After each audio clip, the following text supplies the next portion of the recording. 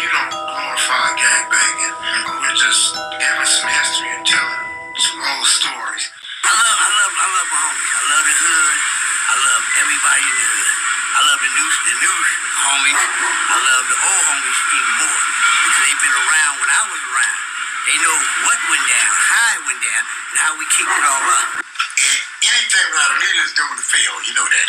We didn't want no leader. Yeah, exactly. No leaders over here. Me myself, I was already banging. I was banging West Side Crips. There were guys that were leading West Side Crips. I'm not gonna drop no names. I'm not gonna salt nobody. But there were guys that were leading the West Side Crips, and it wasn't solid. It's got to be a leader, chain of command. If everybody got to say so, nobody got to answer to nobody.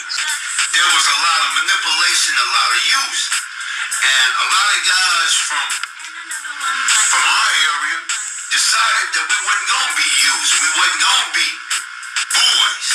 But a lot of people don't like leaders. I was always cool with leaders because I knew my position. I knew what to do. A lot of dudes is in the gang just for the color, the fame, but they ain't really want to go do nothing. Right. You tell them, shoot to me, well, I got to do it. Right. Like, man, you wearing like colors, you out there partying like rock stars, so sometimes you got to put a little work in. If they never steal a car, breaking something, get some coats and guns or whatever, but everybody got to be a killer. Because everybody ain't no gang killer, but everybody got to play a part, in the puzzle, We wanted to be within ourselves. We were homies, we all were childhood friends. A chain of command, because without a chain of command, that means that you can't tell me that you ain't my shot caller. And they kind of right. And we came together and came up with the 60s. I said, Perry really started that 6-0 shit, but I don't know if they respecting that, but they need to, because me and Perry was walking one day, and he was like, man, they got the West Side, but man, I'm sorry, well, I need to come up with one, and you came up with the 60s, man, just like that, man. I don't argue with nobody. I don't debate the boy. Any niggas know who I am, they know who I am. So who say he ain't what? Oh, they say babyface. First time I ever heard Rollin 60s, I give it to Babyface. But I was just trying to figure out, he went to 59th, he went to Horseman, but he stayed in Inglewood. Yes. And he started the turf. So I'm trying to figure that one out. Yeah, that's a good question. Odie was like the first one, man. I give credit to Odie, See, Pook, you know who I am. Pook, what you call me? What you call me, Pookie? Shit, I used to God motherfucking farmer, Mr. 60s. Nigga, because he don't know who Barefoot Pookie is, you stupid motherfucker. Dumb shit. Yeah, dumb shit. I can say Pookie was a gangbanger. He gangbanged with me. About how I look up to certain niggas, right? How I make it very clear that Big Rick is my big homie. The homeboy Yodi, Kyle, that's my big homie. Now, like I said, that's not to knock other niggas. Babyface is my big homie. These are the niggas that laced me and raised me. Now, that's not a knock on another nigga that's a G homie, because I'm a regular nigga, that's a G homie. But he just didn't raise me. That's all. Don't make him a bad guy. You know what I'm saying? It's no different than when you got little niggas that are little homies. They raise little homies. Okay, my nigga's Lil Mom. Lil Poochie always called him Big Poochie because he did big things when I was coming up. I never heard nobody call him Lil Poochie. Right. See, so I just looked at him, he was Big Poochie. And then when I met this other cat when he got out, I didn't know who he was. He did 30 years, 20, whatever he did. When he got out, I met him. Okay, I respect him now today. I know who he is, but that still don't make me consider him as a big. To me, I never met him through the pen. Most times you can meet different names through the pen, like Bad News. His name would ring through the penitentiary. Say that one person, I would say them to maybe those collectively, but just try to say that, no, he was. I can do that. That's going to cause conflict amongst one another in the gang because it's a leader, he got to answer everything. You got to do what he say or deal with it. When did you get to that? My uncle said he gave me the name. When he was a tough disciple was a guy named Bad News. And my daddy came, he gave me the name. Because one time he said he heard another guy telling his son, the martial arts telling his son, this guy is bad news. You got to watch this guy. He's bad news. He arrested as a juvenile. Going away in camp.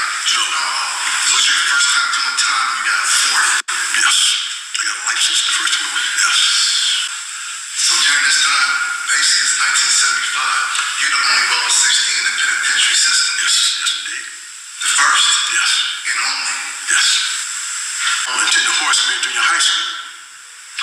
It was in my last year of junior high school where my friends and I, we started encountering different groups of guys, and because we weren't part of these groups, or maybe this gang of guys, there was always some type of conflict, bumping heads, people fighting, fist fights, various different things.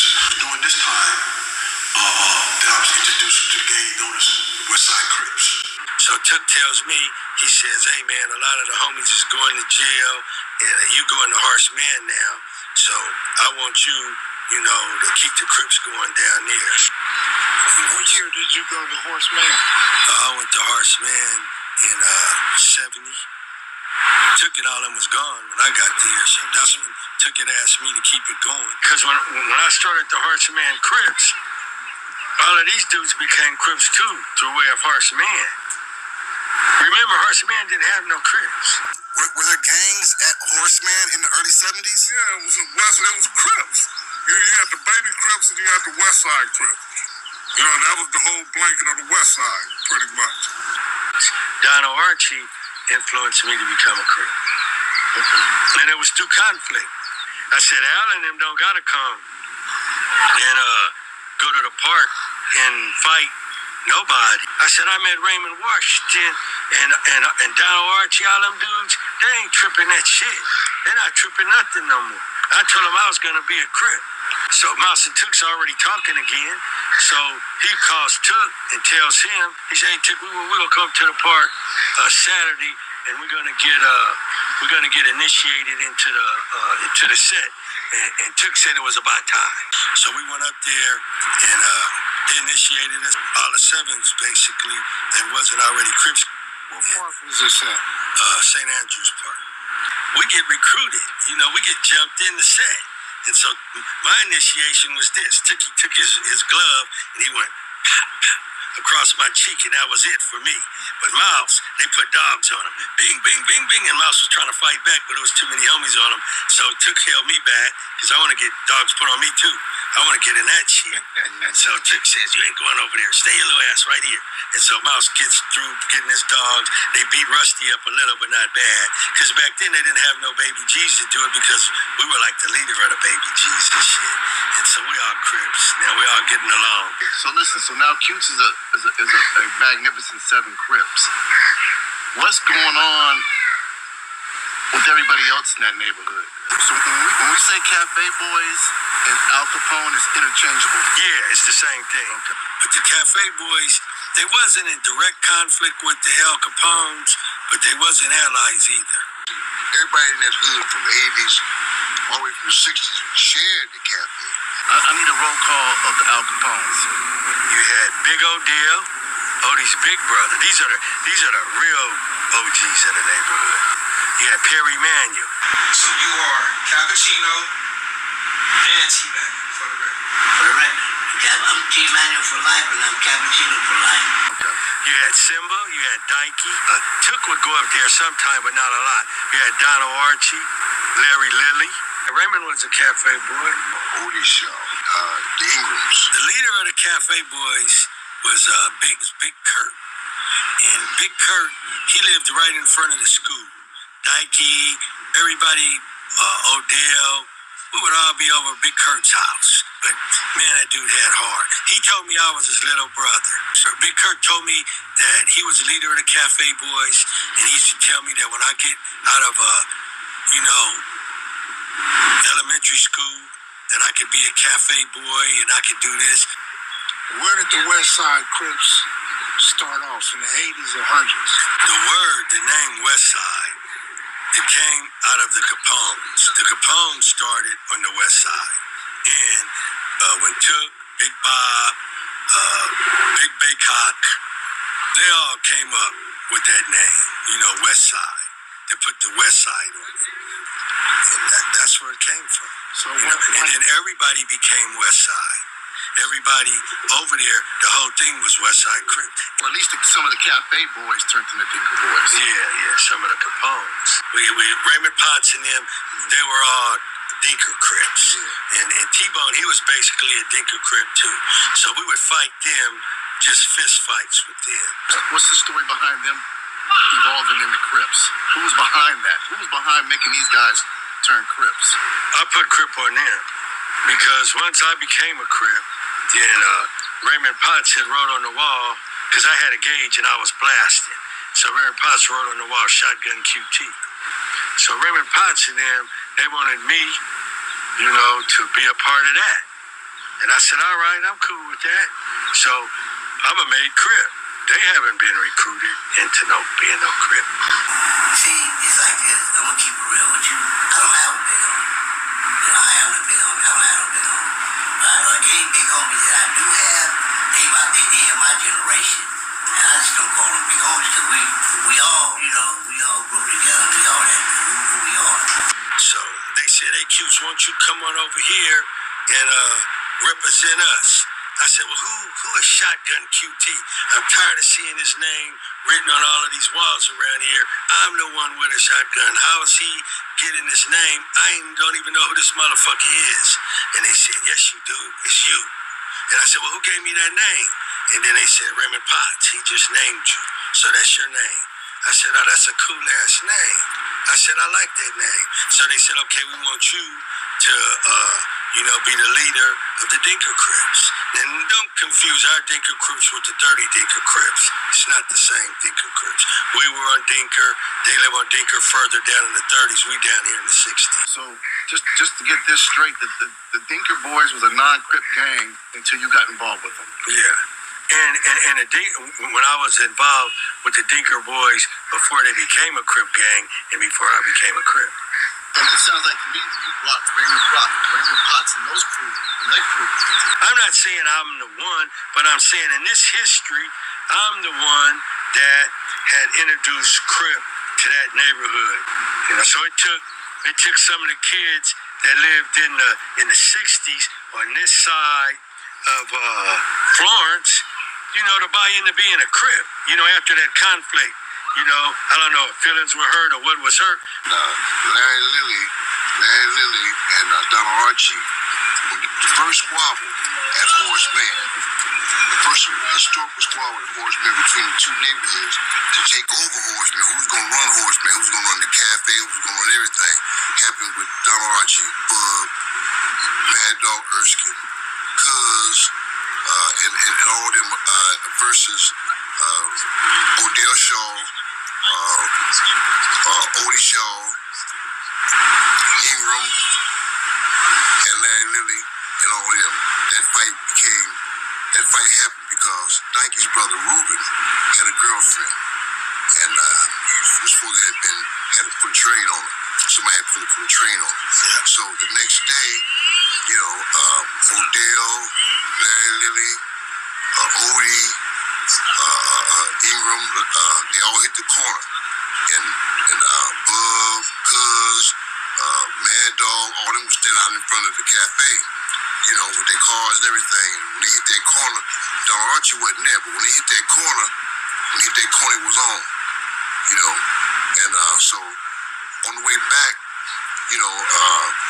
to Bub and Bub, Cuz, Mad Dog, and all them went and got Don Archie. So Don Archie, first thing came out of Don Archie's mouth, he said, man, I wish Tookie was here. Tookie was in camp at that time. Yeah. He said, I sure wish Tookie was here, like that. The next day, everybody went back down to Horace Mann. Before they got to the center, Don Archie had a big old hatchet. He ran the big old hatchet. He ran literally all the way up on Horace Mann front gate. And before he almost got him with that big hatchet, before he got inside, Larry really got inside the Horace Mann, But then after that, AC and Bub and everybody, both sides got together at the circle and they fought. AC, Michael Harrison's brother, and Ingram, they went head up. And after that, it was all over with. We all met at the team post. Yeah. And that next weekend, and we all, we squashed everything. And we all became Westside Crips. They finally said, okay, I'm going to be a Crip. Odie finally wanted to be a Crip. Raymond Potts finally wanted to be a Crip. Perry Manuel finally wanted to be a Crip. Now, before they were Crips, what were they? They were some down-ass kids that was fucking up. That when they come into the house party, if you didn't know them and you were in the crosshairs, then you're going to get fucked up. Who influenced your Crip? Well, to be truthful, when I was young, I watched gangster movies. I ain't there as a kid. I watched gangster movies. Gangster movies put me in the mood that when I get big, man, I want to have my own gang. I want to have my own mob. I want to go to stores and take stuff and let them know, hey, I run this shit. You got to, give it to me, I'm going to shut you down. So really, the cat that called me this band is a dude named Priest. But his real name is Bob. You know what I'm saying? But, he brought that Crip into me. And he had told me, this is in 69.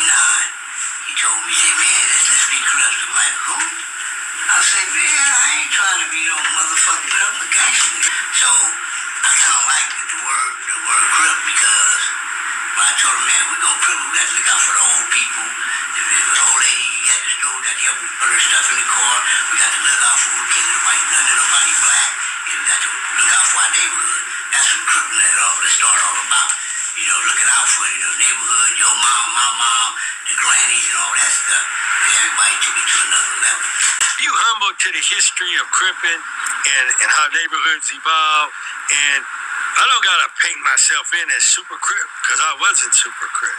There were other guys that I, had, deep admiration for, respect of in they gang banging, before there was even a seat put on shit like Odie. So we go up to the party and Odie's with the crew.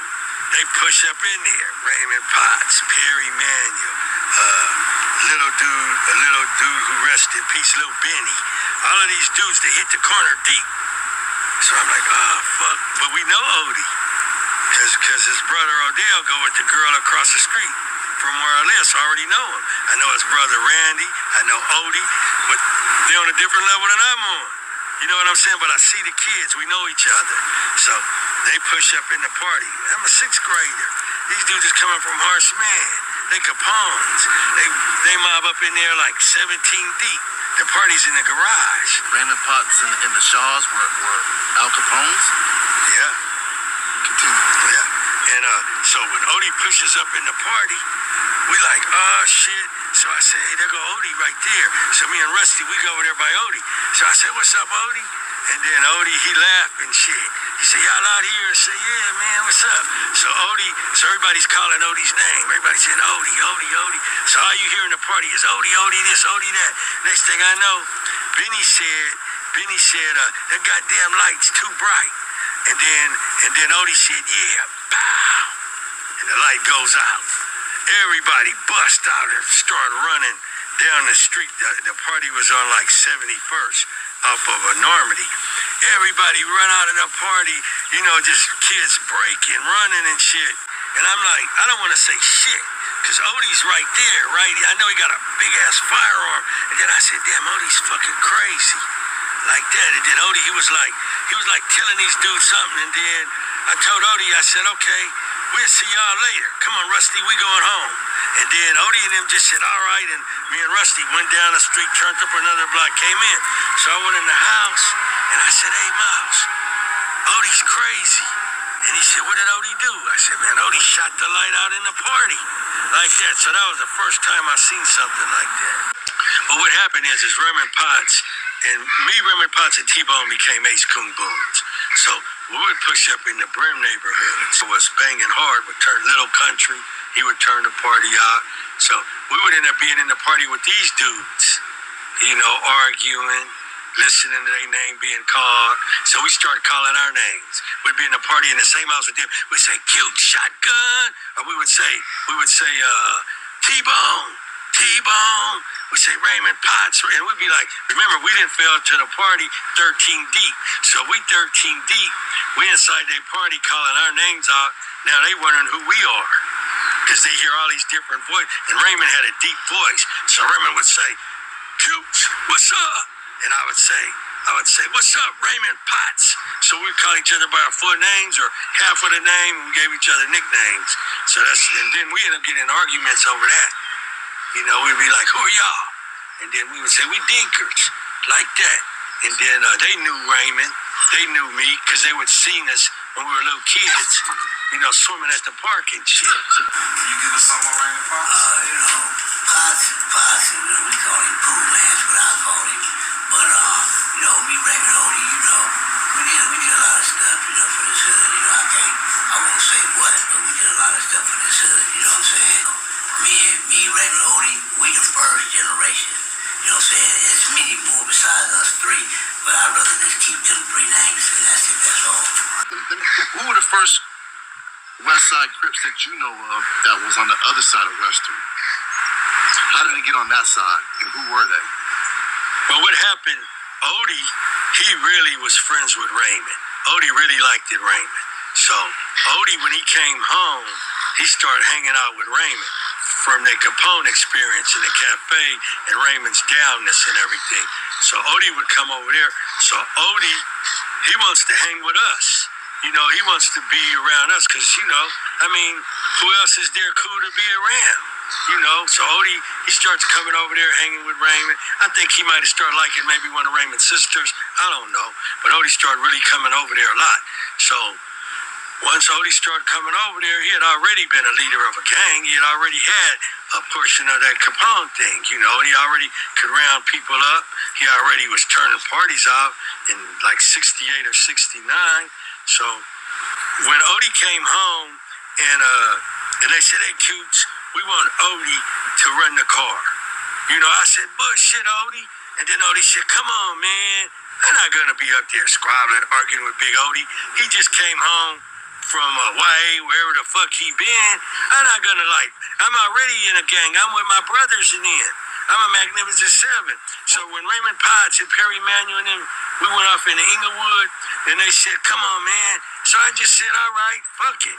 And then Odie took the car, and I hung with those guys every day. We continued to take shit. Did you attend the meetings at Centinela Park? The funny thing you talk about Centinela Park, when I was the leader of the DENKER Crips, we ran campaigns to take Centinela Park.